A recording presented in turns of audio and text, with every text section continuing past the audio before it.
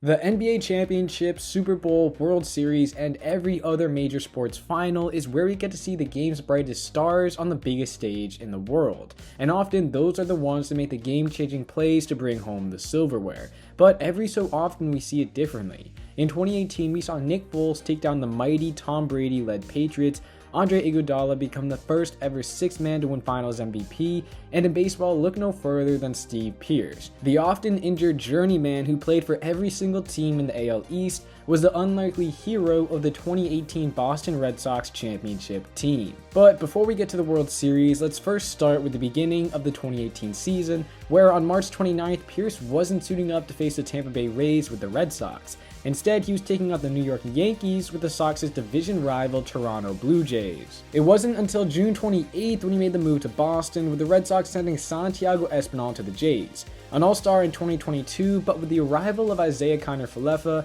and more middle infield prospects on the way for the Jays, he could be moved in the coming months. But back to Pearce. At the time of the trade, he had a respectable slash line, including an .868 OPS, and had 10 extra base hits in his 20 starts for the Jays. Over the next few months in Boston, he continued with his hot bat, never posting below an .828 OPS or .365 OBP in a single month for the rest of the season, with notable games such as his 3-homer, 6 RBI effort and the Red Sox's 15-7 thumping of their arch-rival New York Yankees, or his 3-for-4 game with 3 RBIs against the Atlanta Braves on September 4th, which included the game-winning RBI single in the 5th inning. His addition to the team helped propel the Red Sox, who had a 1-game lead in the East at the time of his acquisition, to a comfortable 8 games at the end of the season, and a ticket to face the winner of the wild-card game between the Oakland Athletics and New York Yankees, where Judge and Stanton both homered to bring us only the 4th time ever these two iconic ball clubs have ever met in the playoffs. This series in question is not the one Pearce immortalized himself in Boston sports,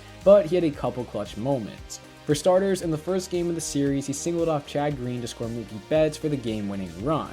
Pearce went on to get 3 more hits in 9 at-bats in the remaining 3 games as the Sox beat the Yanks 3-1 to advance to the ALCS to face the reigning champion Houston Astros. This series brought us many incredible moments, including Jackie Bradley Jr.'s grand slam in the 8th inning of Game 3 to put the game to bed, and of course Andrew Benintendi's game-saving, series-clinching diving catch to put the Red Sox through to the World Series against the Los Angeles Dodgers, the team that went out and blew up the farm for 3 months of Manny Machado and had stars written top to bottom on the lineup sheet.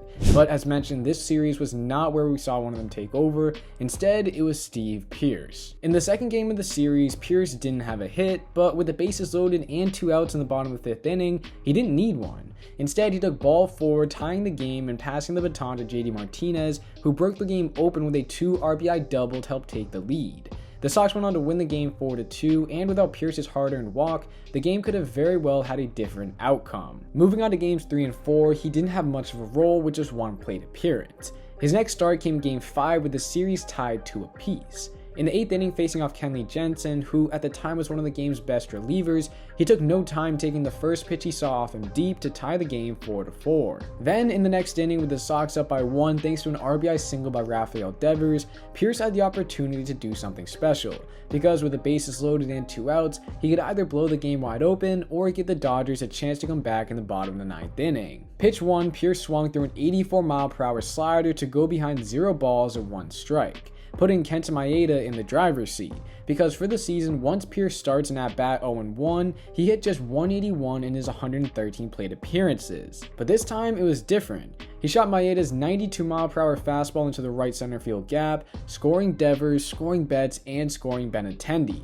He had done it. He broke the game wide open, and thankfully he did, because in the bottom of the 9th inning, the Dodgers went on the board with a 2-run shot off the bat of Kike Hernandez, giving Pearce the game-winning hit to put the Sox on the verge of the championship. In Game 6, the Sox were facing Clayton Kershaw, one of the best pitchers in MLB history, but Pearce wasted no time taking the first pitch he saw deep to give the Sox an early 2-0 lead, and thanks to strong pitching performances by David Price combined with perfect innings by Joe Kelly and Chris Sale, that's all that was needed. With Machado down on 1 knee, the Sox had won their league-leading 4th championship in the 21st century, and Steve Pearce was the catalyst for the offense.